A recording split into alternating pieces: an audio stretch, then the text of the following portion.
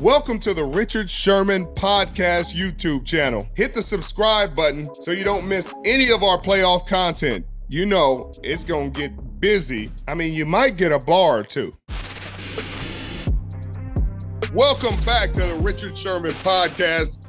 We got an incredible guest today, the great Arik Armstead of the San Francisco 49ers, coming off a big playoff win. How you feeling? Good, man. I'm blessed. Blessed to, be earn another right with my teammates, my brothers, head into the NFC Championship game. Man, blessed. Is this your fourth? Yeah. This is my fourth NFC Championship game in 5 years. Yeah, it got to be your fourth. Yeah, it's my fourth in 5 years. Yeah. I mean, come on now. I'm not keeping up with stats or nothing, but this ain't your first time to this rodeo. Nah, it's not my first rodeo. My first rodeo was with you, when we killed the Packers. But yeah, that's my fourth. Right. Been in this situation before. Definitely blessed to be back in this situation. You get here at this point, it's like, man, last year we were in it, and it's like, dang, you work all year to get back to this point, and now it's finally here. Right. Opportunity to, keep advancing and go to the Super Bowl. So it's definitely a special time. No question. It's a special time. Everybody understands what it is, the sense of urgency that's needed. Obviously, the injury to Brock early last year in the game had a tremendous impact. But take me through that Green Bay game, because there were ups and downs for both sides of the ball throughout that game. How were you feeling? Because it was your first game back after a long hiatus, dealing with your foot injury, dealing with the plantar fasciitis, and people don't understand how hard it is to just kind of jump back into things. They think it's just, you're going to jump back and you're right where you left off. But it's like, no, this game don't work like that. You gotta get your rhythm back. Yeah, no, for sure. I hadn't played in 7 weeks. So fortunately enough, we got the number one seed, which gave us a little more time, or gave me a little more time, and us as a team, to heal up and get some rest. And also we got some good practices in. So I had two or three really good practices before, we were able to play. So that was good. That was definitely helpful. Played a little bit more than everyone was expecting me to, right? Because how the game went. And like you said, you get back into it, and, it's definitely tough to just jump back into it. But, it's playoff football. It's all hands on deck. And, around this time, I just put a lot of responsibility on myself to help our team win games and, be a reason why we're winning. So I was blessed and fortunate enough to get back out there and help us win. Yeah, I mean, you've been a big reason why y'all been to 4 NFC title games, and I was on that team that went to the Super Bowl the last time we went, but 3 consecutive NFC title games, and they definitely wouldn't be there without you and your contributions. This game was just crazy because there was so much hype. There's so much going into it. They played so well versus Dallas, and they kind of drove down the field on the first drive. Y'all got to stop in the red. Charvarius made a heck of a play on the double post. Looked great. Things are feeling great. Then they drive down again, and they go for it. They try to hurry up onto the ball on that 4th down in inches or whatever, and you get the initial contact. You get because that tush push or quarterback sneak in that situation is dang near impossible to stop. Walk me through that play, because you're a major reason it got stopped, and there's not a lot of time to communicate what the play is going to be. Do y'all just say pinch or whatever it is? But you were like a big reason that stopped this momentum. Then Dre came and cleaned it up, and y'all got to stop. But walk me through that. Yeah, coaches did a great job throughout the week. We saw that on film that, if it was 3rd and short, 4th and short, that they would get on the ball fast and not try to let you get into your, big people package, goal line, whatever people want to call it. And so we were aware, and we knew that, we might have to quickly, get in our QB sneak, stop, kind of alignment on the fly. And typically we would have, 4 D tackles in there, to get a stop. But people go back. Nick was in there. He had to throw his body in there. And, you know, it happened so fast. And, my thought, whatever, it's just jungle rules at that point. And, Right. you know, people do it differently. Obviously, the Eagles have had a lot of success with it. And on that one, I just decided to go over the top and, use my length and use my size to, try to get him down and not let him, keep that momentum moving forward. And, we're able to get a stop and get off the field. And it was huge too, part of the game. It was, and, that was a huge play for us. Yeah, the playoffs are so unforgiving. And that's what people don't understand. And so everything happens so fast. You got to make split-second decisions where you go high, whether you go low. And that decision may come back to haunt you, or it may come back to bless you later in the game. And you just got to go with your instincts. And that was an incredible play by you, an incredible play by the defense that kept points off the board. Is basically a turnover in that game. So that forced them with 3 turnovers in the game. And obviously Dre got the 2 interceptions. DraftKings Sportsbook, an official sports betting partner of the NFL playoffs, is bringing you an offer that'll make the playoffs electrifying. New customers can bet $5 on any game and get $200 instantly in bonus bets. Download the DraftKings Sportsbook app now and use code Richard. New customers can bet just $5 and get $200 instantly in bonus bets. Only on DraftKings Sportsbook with code Richard. The crown is yours.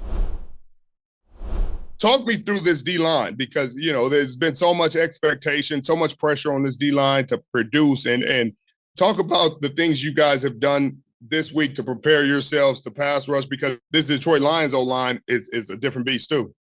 Yeah, for sure. First off, Green Bay, great, hats off to them, a lot of respect, especially for LaFleur. And,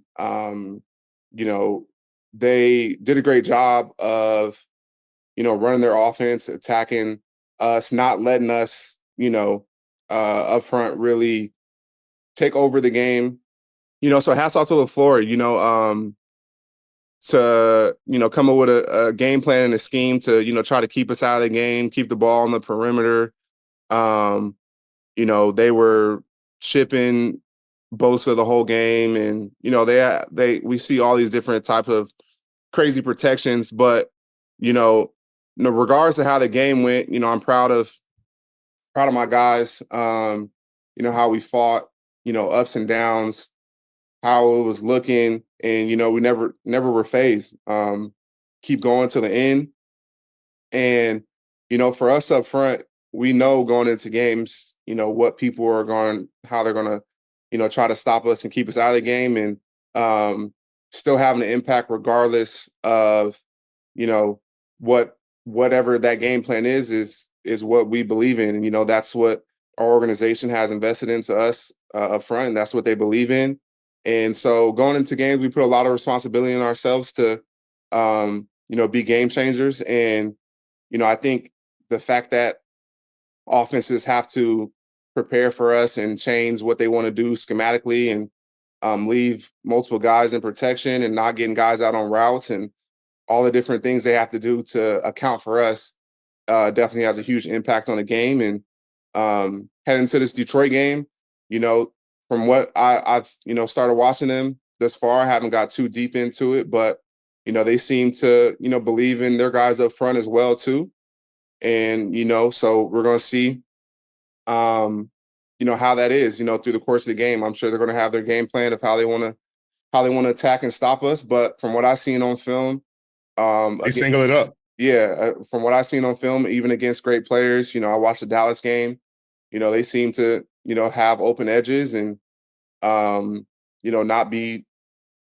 leaving a lot of guys in protection. So if they want to do that, it's going to be on us to get to golf and, shut that down. And,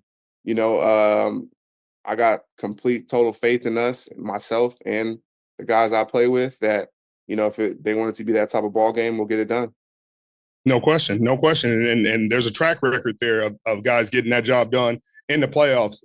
You, Bosa, Javon Hargrave, obviously he was with Philly last year, but getting the job done at a high level. But a guy who hasn't been in this position a lot in his NFL career, at least, is Chase Young. Mm-hmm. Talk about the conversations with him going in. You know, obviously the moment wasn't too big for him. It looked like he played a really good game, a really solid game. Mm-hmm. But talk about the conversation because it has to be different from him. Boy, it's such a drastic change. You know, you've been in Washington for so long, and no offense to them, but they haven't had a lot of success. They haven't had the playoff success. He hasn't necessarily played in these kind of meaningful games in January. So have there been conversations with him, or is it just kind of like all hands on deck, everybody just going forward and we're going? Yeah, you know, there is conversation, especially losing Cleveland Farrell, who's been having a tremendous season. Definitely we're missing him out there. And, you know, with that, the guys on the edge role gets even bigger. Chase especially, and Randy, and even Robert Bill, and more is put on Nick as well, too. So, you know, I think Chase is a guy that is proven in the NFL to be a tremendous player.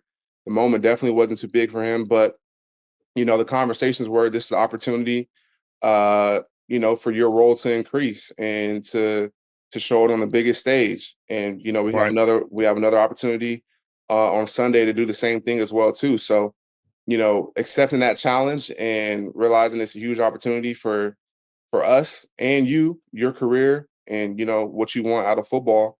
I think, you know, that was my conversation with him, and you know, it's a huge opportunity for all of us. No question, definitely a huge opportunity. But him on a contract year, to be on this stage, to have an opportunity to show himself, you know, how playoff performances have elevated guys and got them incredible paydays, regardless of what they've done in the rest of their careers. I mean, we can go back to when Denver made that run, and there were probably 2 or 3 guys on that D-line that got, you know, big paychecks and were top of the line guys. So it's definitely an opportunity there. But let's talk about Dre Greenlaw and these linebackers and Fred. Obviously, again, Fred has been there with you the whole time and been to all these big games with you. He's been a tremendous leader. I've been obviously his teammate, but I've been impressed with his growth as a leader, as a player. Talk about their game, because Greenlaw, his first pick was huge and pivotal and turnaround, but the second pick to seal the game, then his crazy return. But talk about how much he's meant and they've meant to you and this defense, and even in that game. Yeah, man. Fred and Dre, you know, are so unique. They allow us defensive-wise to do a lot of things that other teams simply can't do because they don't have the athletes at the linebacker position like Fred and Dre. And that really, you know, goes back into, you know, your coaching tree days in Seattle and Saleh and everything they wanted to do with the 3 deep and covering specials and having linebackers who can run. And, you know, those guys are so unique and so special. They really allow us to do what we want to do schematically, defense-wise. And Fred has, you know, being here and seeing the growth of his career as a player and a person has been amazing. You know, ultimate leader in every way, both by example and vocal. And, you know, Dre as well, too, has been making huge plays since the day he got here. Made one of the hugest plays in franchise history against the Seahawks on the goal line back in 2019. And he continues to make plays when we need him. And, you know, I was talking, we have walkthrough. We played Saturday, so walkthrough was Friday, but it's typically, you know, Saturdays, and we talk as a defense. And, you know, my message to the defense was, you know, wake up tomorrow with the mindset of, I'm gonna be the reason why we win today. And if everyone does that, you know, we can't be stopped. And I turned to Dre and I was like, you know, it might be your game tomorrow. It might not be my game tomorrow. It might be I turned to, you know, Luter, one of our rookie DBs. I was like, it might be your game on special teams to make a game-changing play. On Saturday night, it was definitely Dre's game to extend, you know, our season and continue on this journey. So definitely proud of those guys, and to see their growth has been amazing. And let's keep going through the secondary, because Tayshaun Gibson was obviously with you guys last year. Diamador, Charvarius these guys have come up big in these playoffs, and they played really well in this game. Charvarius, we talked about the PBU, but he's come up big all season. Obviously, he has Super Bowl and championship experience. Diamador has played well in every single playoff game that you guys have played. Tayshaun Gibson comes in like a veteran and plays well. How much confidence does it give you as a D-line with those guys back there playing the way they are? A lot of confidence. As you know, it goes hand in hand up front and in the back end. And if you don't complement each other, it just doesn't work. And we have to help each other at different times, when it's called on for us to get home and get pressure. So those guys don't have to hold up too long in the back end, or their coverages or what we're doing schematically is very difficult to hold up against. We got to get home. And at other times too, the guys on the back end are going to give us that extra time to get home. And so they both go hand in hand. When we're playing our best ball, we're both very playing complementary on the back end and up front. And that's apparent. And so, we have a huge opportunity on Sunday to do that. And, I still feel like we can continue to get better. And, what a great opportunity to do that on Sunday. Now, give me where you were at in the fourth quarter. You guys were down 21-14. Mm-hmm. And everybody knows the statistic about Kyle and being down 8+ or 7+ going into the fourth. He was 0-30 going into that game, and you guys are down. And obviously, obviously it ain't something you think about as a team or as a player when you're in that moment. But give me your mindset, because things hadn't gone the way you wanted to, and it took some incredible stops by the defense. It took some great turnovers, but then it took big plays by Brock Purdy and big plays by Jawan Jennings and big plays by Christian McCaffrey and Brandon Ayuk and all these guys. It just never looked like the team wavered at all. And I remember when we first, in 2019, when we got to that Super Bowl, we got to the NFC Championship, a lot of the guys had never been there. And I just remember you guys asking me, like, what is it like? And what's the mindset? And what should we be thinking? And it's like, it's just another game. Just keep executing at the high level. Now you're that guy. Mm-hmm. You're that guy. So is there anything you say to the team going into the fourth or in that situation when you know it's going to be all right? Let's just steady the ship. Let's just right the ship and steady the course. And you remember what I said in that Super Bowl when we got up, but we ain't going to talk about that today. We're not going to jinx that. We'll talk about that next week. But, God willing, don't jinx anything. But was there any conversations had by you or Fred or any other leaders to the team at halftime or to the defense going into the fourth, I mean? Yeah, the conversations was, we didn't sign up to play 30 minutes of ball. We talk about playing 60 minutes of football. And that's just the culture that we've built here of resiliency. I like even, back, before you got here and when Kyle got here in 2017, 2018, having rough years, losing close, hard-fought games. But those moments, those experiences, they harden you, they make you tough. And if we can fight and scratch and crawl to the end in those moments, we can't do that to win a Super Bowl.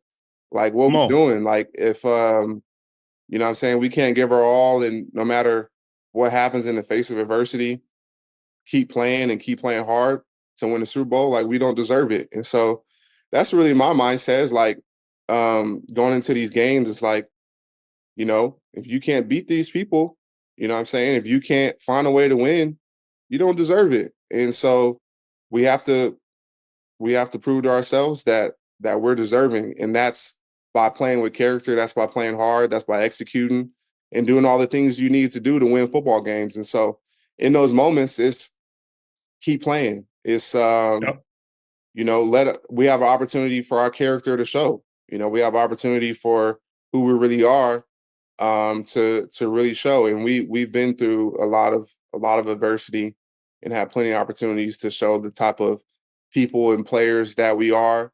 And this was just another moment and another opportunity to do that. You would like to steamroll everybody and win a Super Bowl. And that would be great. That would be awesome. But right, the adversity and the ups and downs and the journey to winning a Super Bowl and everything that goes into it, is going to make it that much sweeter. I think that's the perfect way to put it, because it's never easy. And sometimes it's better to get these lessons early, especially for these young guys, to be down, to know that it's not all lost. It's not hopeless just because you're down in this game. Like, believe, fight your way back, claw, play after play after play. And that's what you guys did. And that's what Brock Purdy did.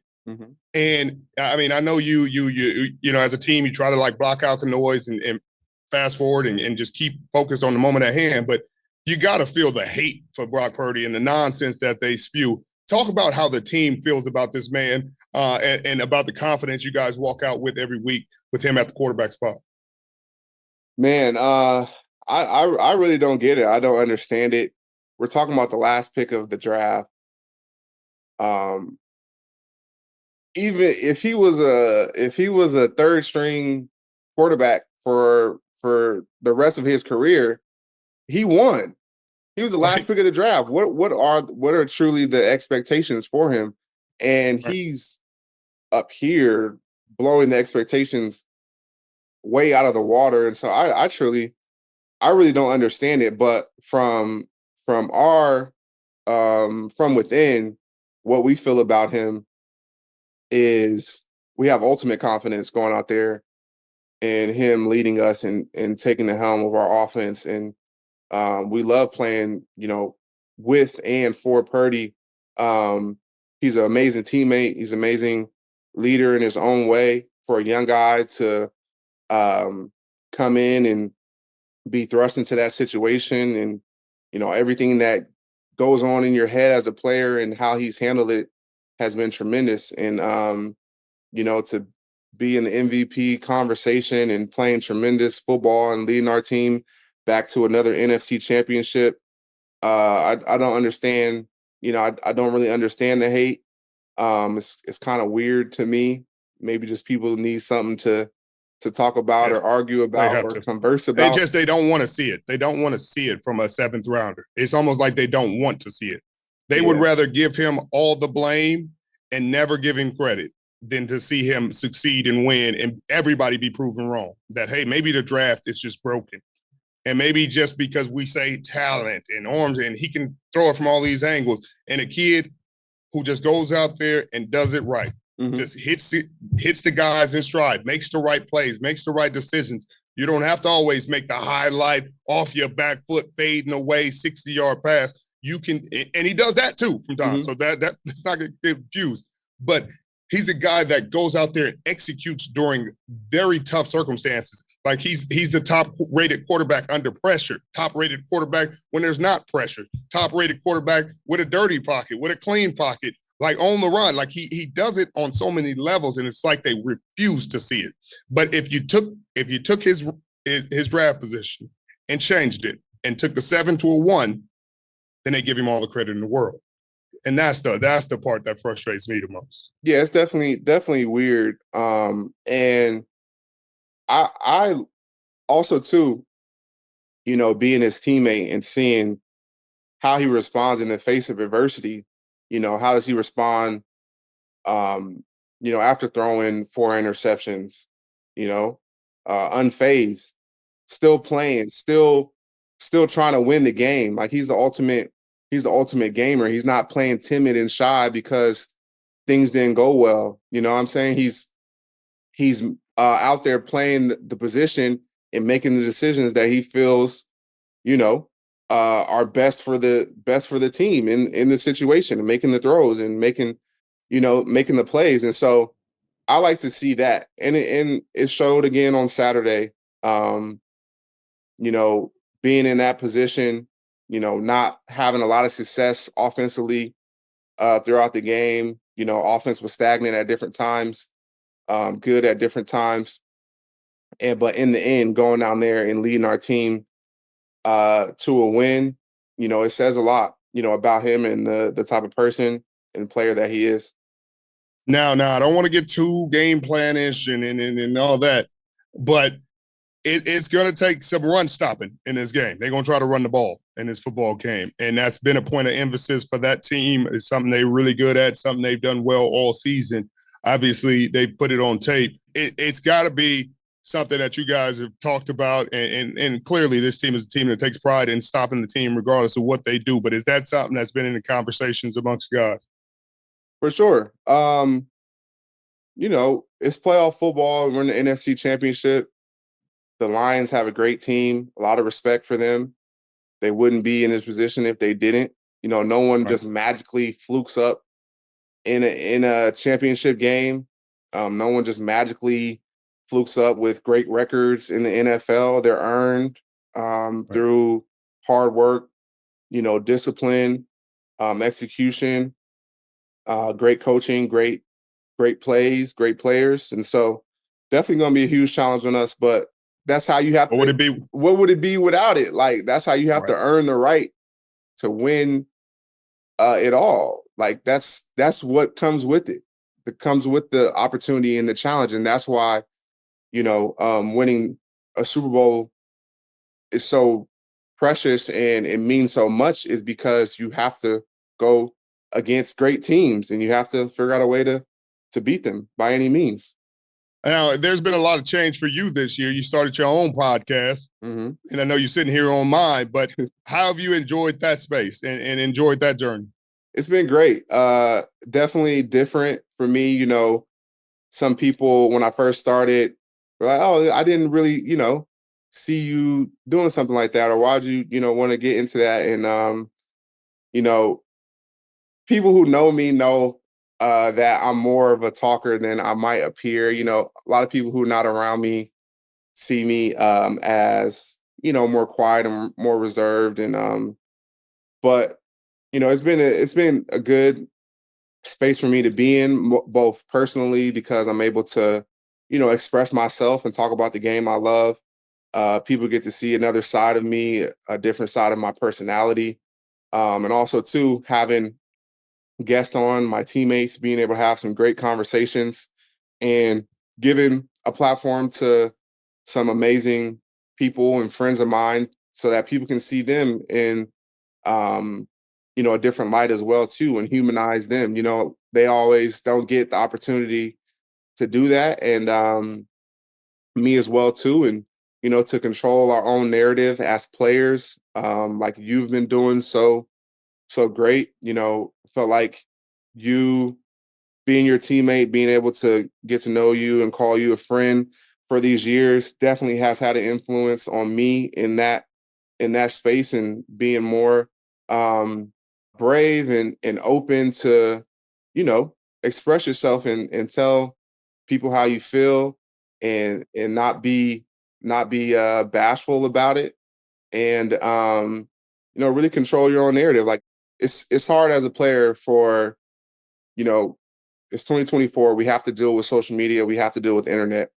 And it's hard for a player every time you go on the internet that everybody is creating stories or has an opinion about you, but you can't do anything about it besides, but now we can, now I can create a narrative, or I can create positive stories that I think people would be interested in or find important, or I can teach people to look at the game of football in a different perspective that I think is eye-opening, or somebody who's actually out there playing, and versus someone else creating a narrative that fans and other people or how they should perceive the game. Yeah, it's been fun. It's been exciting for me. I love it. I love it. You've done such a great job, and I really appreciate what you said. It means a lot to me, but you've done a phenomenal job. You've given your teammates a platform. It's been a cool way to watch you embrace and allow your light to shine, and allow your light to liberate others to shine. And you're always really well prepared, ask great questions. It's been really impressive, and I'm proud of you. Who is your dream guest? My dream guest? Oh, that's an interesting question. We'll have a few ideas for how the show can kind of evolve and go. I think the pod's going to change a little bit in the off season, and more in season is, more game and teammates and real football. And so yeah, it's going to evolve. I would love to. I have an idea to talk to a lot of the D linemen that I grew up watching and idolized. Definitely want to get Julius Peppers on the show. That's cool. Yeah, he played basketball at North Carolina, two-sport athlete, played DN, one of the best D linemen of all time ever. So yeah, I definitely would love to get him on. And so that's one idea I have, to talk to legends and learn the game from them. And then also too, I'm going to start getting some celebrity like Niner fans on. Me and E40 have been going back and forth trying to find a time for him to get on and talk about football and Bay Area and so yeah, I think a lot of a lot can come from it. But yeah, those are a couple ideas I have. I really haven't thought about like dream guests though. So I definitely have to sit down. Work on that. Yeah, sit down and write that down and make that come to fruition. Yeah, because a lot of our dreams get realized, baby. You start talking it out. For sure. You look up and it'll be happening before you know it. Yeah, for sure. Well, I appreciate you joining me. I know it's your off day. I know you got a busy week. This is a big, important game, and I know you got a lot of stuff to do. I appreciate you taking the time out to talk to me. Good luck this week. Have a great game, and I'm here for you if you ever need me. You already know. Appreciate you, man. Always great to chop it up with you. I know you're a busy man, but love what you're doing. Always inspired by you. One of the best teammates I've ever had. Love you, bro. Love you too, brother. See you soon, man. I'll see you soon.